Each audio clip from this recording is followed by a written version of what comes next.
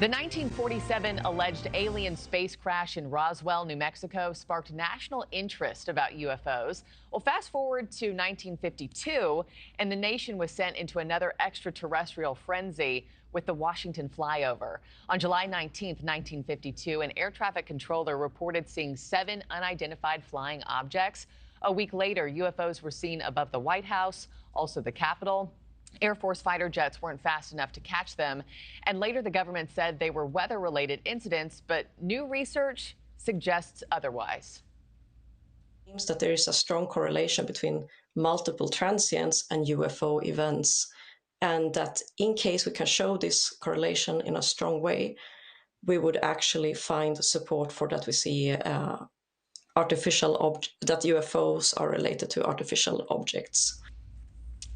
NewsNation special correspondent Ross Coulthart talks with a physicist and astronomer studying artificial objects in space in his latest episode of NewsNation's Reality Check podcast. Right now, the link to Reality Check with Ross Coulthart is live. All you got to do, take out your phone right now, scan that QR code at the bottom of your screen here. You can also visit NewsNation's website or YouTube page to get that link. Okay, joining me now, we have Ross Coulthart with us live this morning. Ross, good morning to you. You've piqued our interest, as usual. You talked to this doctor. What's her hypothesis about what happened? Good morning, Markie. Well, it's a fascinating story. It's a case of now you see it, now you don't. Beatriz Villarroel, Dr. Beatriz Villarroel, is based in Sweden, and she had this very clever idea of looking at photographs that were taken before human satellites went into orbit, so before Sputnik in 1957.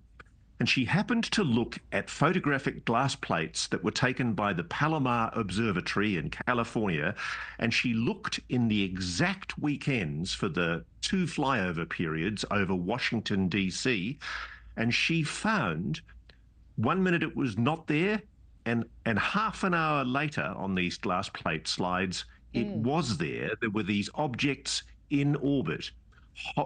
Maybe way out in deep space. We don't know how far out they were, but Dr. Villarroel hypothesizes, she can't say categorically, she hypothesizes that there might be a link with the weekend incidents on the 2 weekends, consecutive weekends in 1952, for what is and remains America's biggest and most mysterious UFO sighting over the national capital. And it's fascinating because these glass plates show these objects were there in a half-hour period and then they were gone. And this was over 2 weekends. Yeah. Just 30 minutes apart. You and I have talked extensively about UFOs, UAPs. What exactly is an artificial object in space? Well, an artificial object is like for us, it's our satellites. It's satellites, rockets, any kind of terrestrial technology that's been put up there.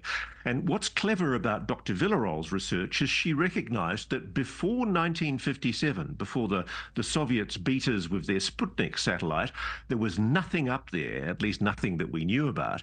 And so it's possible to look at those glass plate negatives and compare them with present day photographs and see whether there's anything that isn't there that should be if they were genuine photographs of the night sky. And so an artificial object is something that frankly can't be explained by a planet, a meteor, or a star. And what she's discovered is that there are these objects, and she calls them transients. They're there 1 minute and they're gone the next.